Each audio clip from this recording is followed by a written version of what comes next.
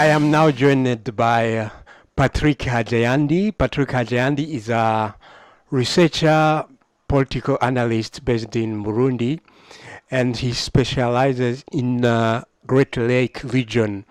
Thank you, Mr. Patrick. I have some question for you tonight, and I would like to know why, according to you, Burundi electoral process always raises concerns. Why people, especially international observers, are always worried about Burundi. What will be the causes?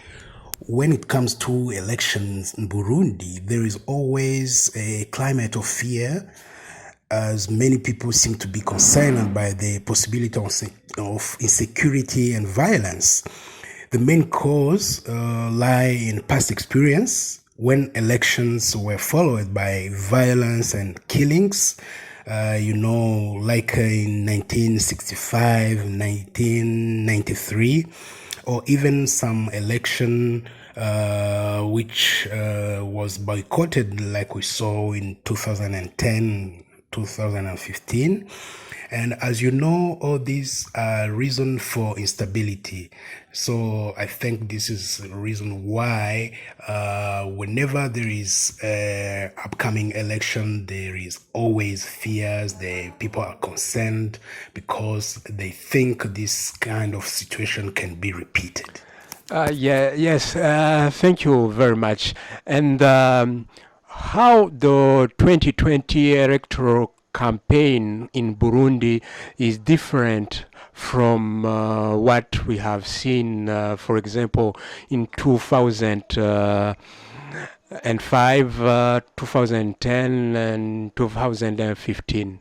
How is this electoral campaign different from the previous one? In comparison to previous electoral campaign, the 2021 has been very different in many ways.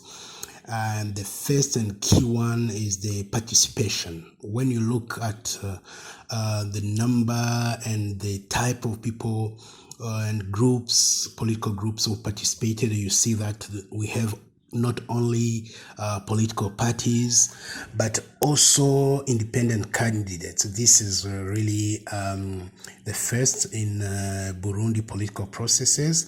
And what I like most is that it seems that now people understand the role of their participation in reinforcing the democratic process in the country.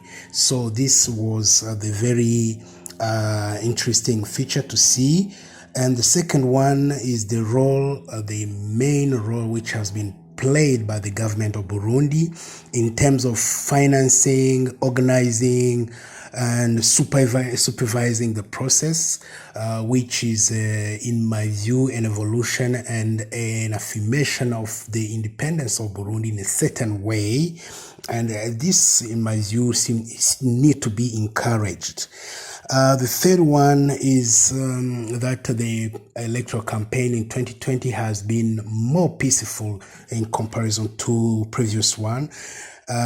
Although there were some cases of violence, but in terms of numbers, I think we have less cases of violence than in the past.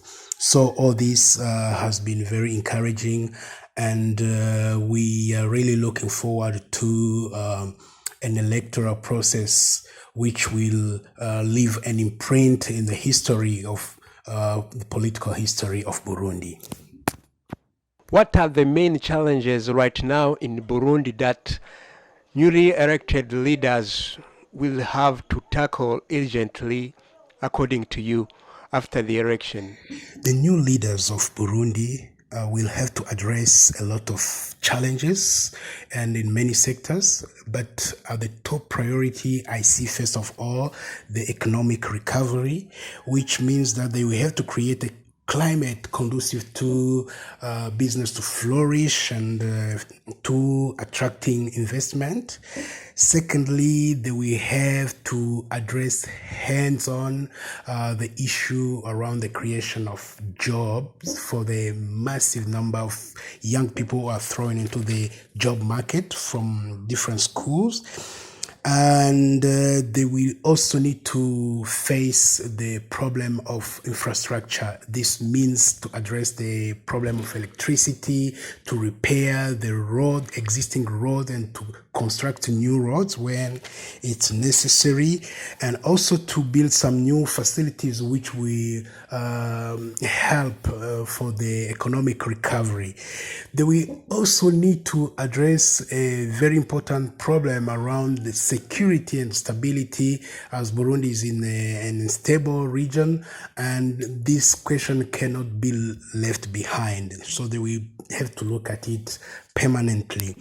The last one, as a top priority, will be also to keep working on how Burundian can be reconciled, which means that we have to work on the reconciliation process, to support the work of the Truth and Reconciliation Commission, which is being carried out, and also promote social cohesion. So in my view, these are some of top priorities, but of course they will have to think about other sectors like education, health, etc. Yes, thank you very much, Mr. Patrick Hajayandi. Mr. Patrick Hajayandi is a researcher and political analyst based in Bujumbura.